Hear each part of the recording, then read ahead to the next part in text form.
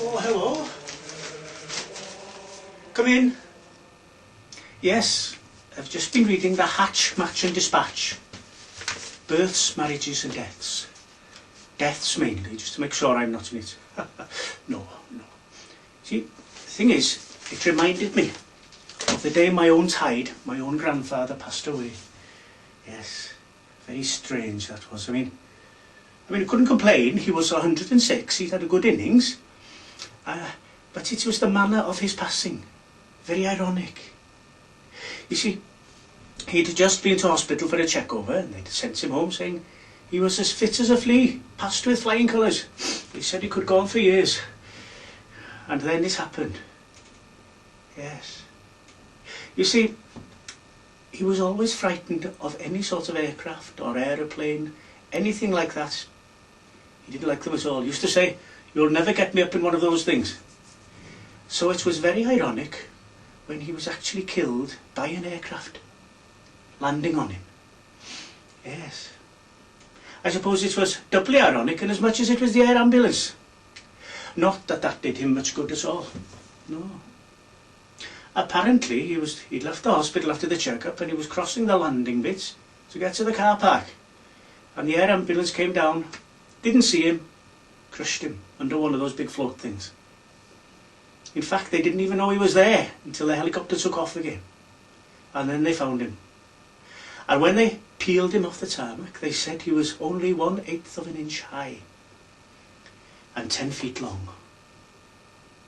But there you go, every cloud has a silver lining. And Mr. Rhys Morris, the undertaker, was able to do us a very special deal, very nice price, because he was able to use a very small coffin.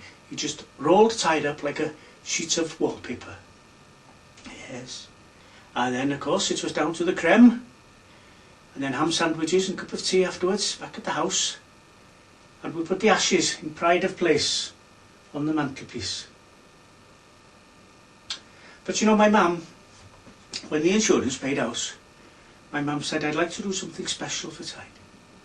And she'd read in one of the newspapers that in America, they have this service where you can send your ashes and they will compress them under high pressure and temperature into a diamond.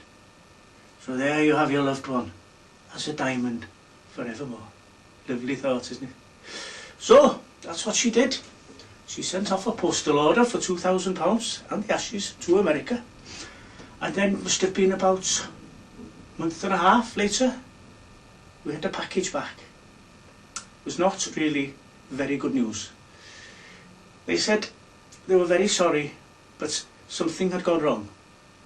They couldn't offer a refund because they'd done the work, but the ashes were not of sufficient quality to be compressed into a diamond.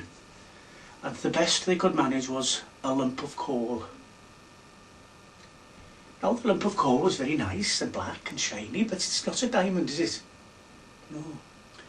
But in the letter they sent, they said they hope we would take a positive view of it, and that perhaps we could see the connotations with the coal and Wales, you know, coal mines and the valleys.